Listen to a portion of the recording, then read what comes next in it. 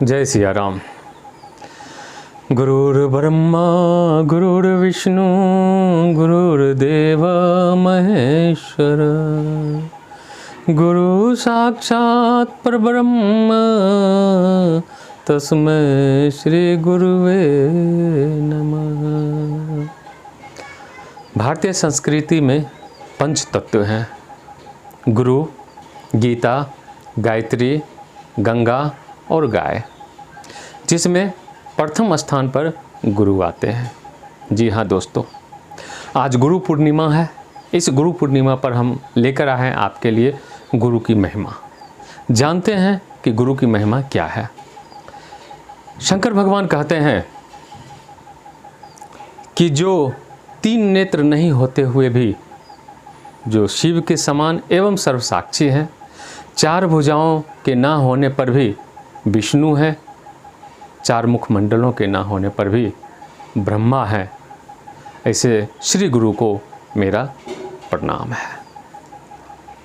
गुरु तो वही होते हैं जो ब्रह्मा, विष्णु और शिव के समान होते हैं। शिष्य जब गुरु के सानिध्य में आता है, गुरु से ज्ञान प्राप्त कर लेने के बाद शिष्य के अंदर एक नए मनुष्य का जन्म होता है। शिष्य की जीवन दृष्टि बदल जाती है। जीवन और जगत को एक नए नज़रिए से वो देखना शुरू करता है। जो गुरु अपने शिष्य में एक नए मनुष्य को जन्म देता है, वही तो सृजनकर्ता, सृजनहार ब्रह्मा है। गुरु हमेशा अपने शिष्य पर ध्यान रखता है।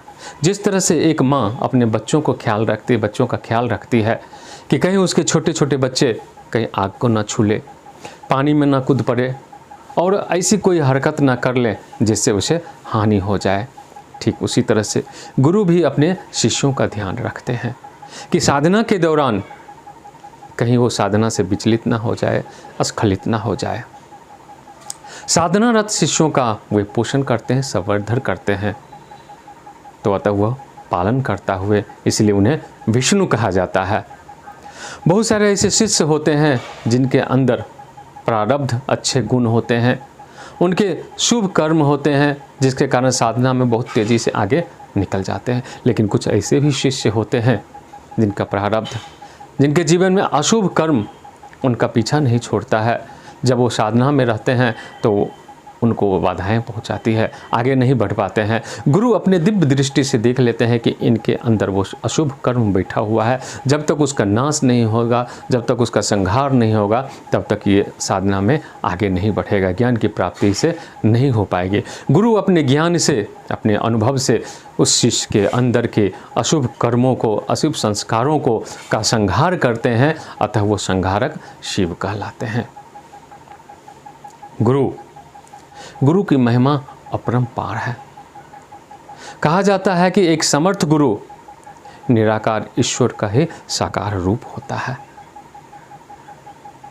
एक समर्थ गुरु ईश्वर के विधान को भी अपने सामर्थ्य से पलटने का सामर्थ्य रखते हैं। जैसे वैवनस्थ मनु के परिवार में उनके यहाँ सबसे पहला जो संतान हुआ वो एक पुत्री थी। अब वो विचलित हो गए, उन्हें पुत्र चाहिए था। गुरु वशिष्ठ के पास गए कि गुरु मुझे पुत्र चाहिए, ये पुत्री हो गया। गुरु वशिष्ठ ने कहा कोई बात नहीं है, गुरु के शरण में आए हो, तुम्हारा कल्याण होगा। और गुरु वशिष्ठ भगवान विष्णु की आराधना करके उस ईला नाम की पुत्री का परिवर्तन कर देते हैं एक पुरुष में, जिसका नाम सुदुम्न रखा जाता है। मतलब गुरु की ये महिमा है कि गुरु अपने सामर्थ्य से विधि के विधान को भी बदल देते हैं। गुरु की कृपा जब हो जाती है तो हम भव सागर से पार हो जाते हैं। प्रभु श्री राम भी गुरु की महिमा गाते हैं, कहते हैं कर्णधार सदगुर डिढ़नावा, दुर्लभ साज सुलभ करी पावा। रामचरितमानस में आया है कि गुरु हमारे कर्णधार हैं, सदगुरु हमारे कर्णधार हैं। अगर इस भव सागर से पार होने के लिए एक जहाज़ की ज़रूरत होती है तो उस जहाज़ के कप्तान हमारे गुरु हैं। जब गुरु के सानिध्य में हम जाते हैं तो गुरु दुर्लभ से दुर्लभ साज को भी सुलभ करके हमारे सामने रख देते हैं।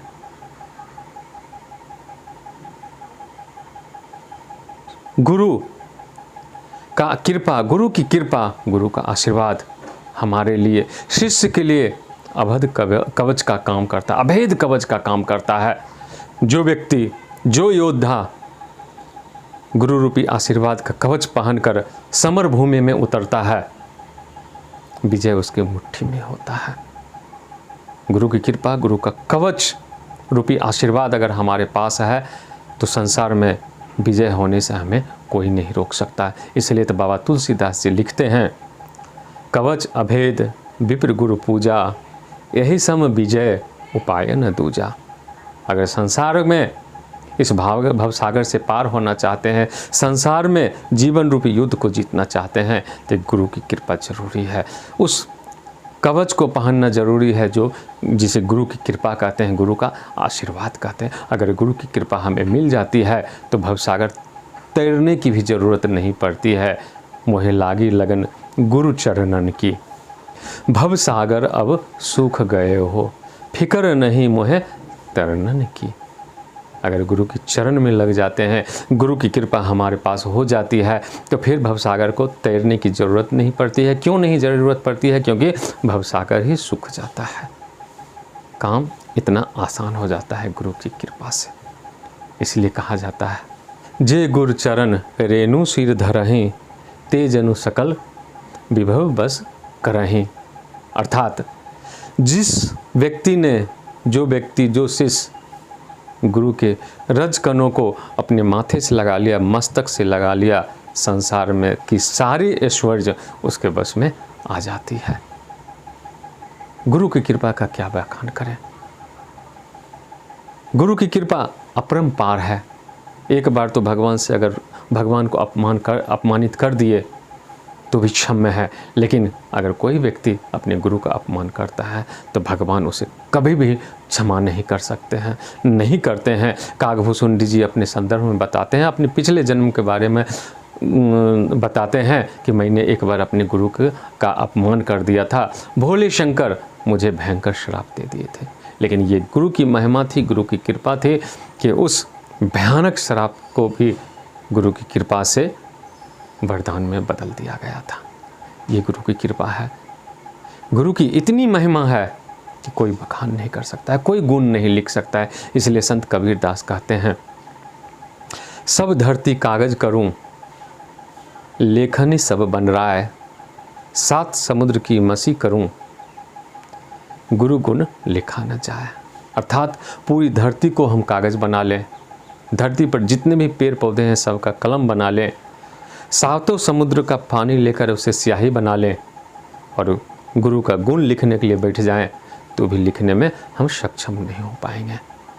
बिना गुरु के आप पार नहीं पा सकते हैं, बिना गुरु के परमात्मा के पास नहीं जा सकते हैं, क्योंकि प्रबुद्ध आत्मा और सद्गुरु एक ही है, दोनों में कोई अंतर नहीं होता है। तुलसीदास जी को भी प्रभु श्री राम का दर्शन तभी हुआ जब पहले उन्हें उनके जीवन में हनुमान जी रूपी सद्गुरु मिले। अगर हनुमान जी नहीं होते तो फिर प्रभु श्री राम का दर्शन होना असंभव था। इसलिए जीवन में गुरु को लाइए।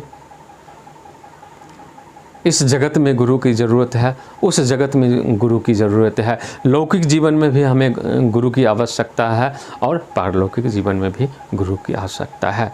तो दोस्तों, अगर पारलौकिक जीवन में गुरु बनाना चाहते हैं तो हमारे हनुमान जी से बड़ा कोई गुरु नहीं हो सकते हैं। इनके शरण में आइए, हनुमान जी के शरण में आइए, इनको अपना गुरु बनाइए और फिर देखिए प्रभु श्री राम का दर्शन अपने आपके अंतर मन में अवश्य होगा। क्योंकि प्रभु श्री राम तक पहुंचाने की सबसे बड़ी सीढ़ी और सबसे पहले और सबसे अंतिम सीढ़ी है तो हमारे हनुमान जी ही हैं। जय सिया राम।